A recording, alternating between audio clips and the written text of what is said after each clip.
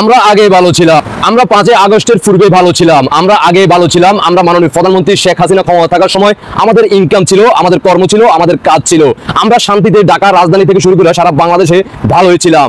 এভাবে বাংলাদেশের সাধারণ জনগণ একের পর এক কথা বলে যাচ্ছে, কিন্তু বাংলাদেশের যারা বর্তমানে দায়িত্বে আছে তারা এগুলো চোখে দেখে না।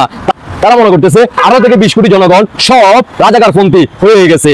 দেখতে থাকুন, দেশবাসীকে সর্বোচ্চ শেয়ার করবেন জয় বাংলার সৈনিক ভাই বোনেরা, কারণ বাংলার মানুষ জানুক, দেখো কারা ভবিষ্যতে ক্ষমতা আসলে বাংলাদেশের মানুষ সেই আগের মতো 5 আগস্টের পূর্বে যেমন বাংলাদেশে মানুষ ভালো ছিল ঠিক তেমনি থাকবে।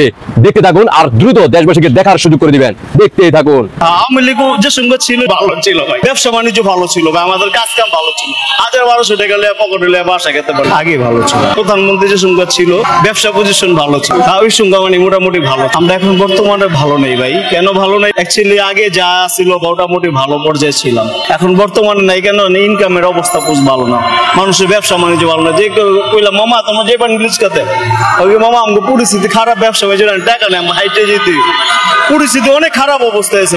শেখ হাসিনাকে তারাই ভুল হয়েছে। ওই মধ্যে আমরা পেট বেড়া খাইতে পারতাম, বেশি পয়সা আয় করতে পারতাম। সাধারণ গরিব মানুষের জন্য শেখ হাসিনা ভালো ছিল। আমরা কর্ম করে পেট বইরা খাইতে পারছি, এখন তো পেট বইরা খাইতে পারি না। সাথে সময় ভালো ছিলাম, আওয়ামী লীগের সময় ভালো ছিলাম, বর্তমানে অনেক খারাপ আছে। এটা তো আমাদের কপাল খারাপ, এই জন্য আমরা খেদাইছি, ভুল অবশ্যই করেছি। দেখলেন তো বাংলাদেশের সাধারণ জনগণ, তারা অনেকেই যারা বলতে পারতেছে, মন খুলে বলতে পারতেছে, তারা সাহস করে বলতে পারতেছে, তাদেরকে অসংখ্য ধন্যবাদ। যারা ঢাকা রাজধানীতে বিভিন্ন স্থানে, বাংলাদেশের বিভিন্ন স্থানে আপনারা বিভিন্ন সাংবাদিকের সামনে আপনাদেরকে প্রশ্ন করলে আপনারা সেই কথাগুলো, মনের কথাগুলো প্রকাশ করেন, আপনারা ভয় করেন না। আপনাদের দেখা দেখি সারা বাংলাদেশে এইভাবে গর্জে উঠবে, কথা বলবে, এই বাংলার মাটি থেকে রাজাকারদের মুক্ত করবে ইনশাআল্লাহ। বাংলাদেশের জনগণ বুঝে গেছে, জেনে গেছে কারা এই বাংলাদেশে ক্ষমতা থাকলে বাংলাদেশের গরিব অসহায় মানুষগুলো তাদের জীবন মান উন্নত হবে।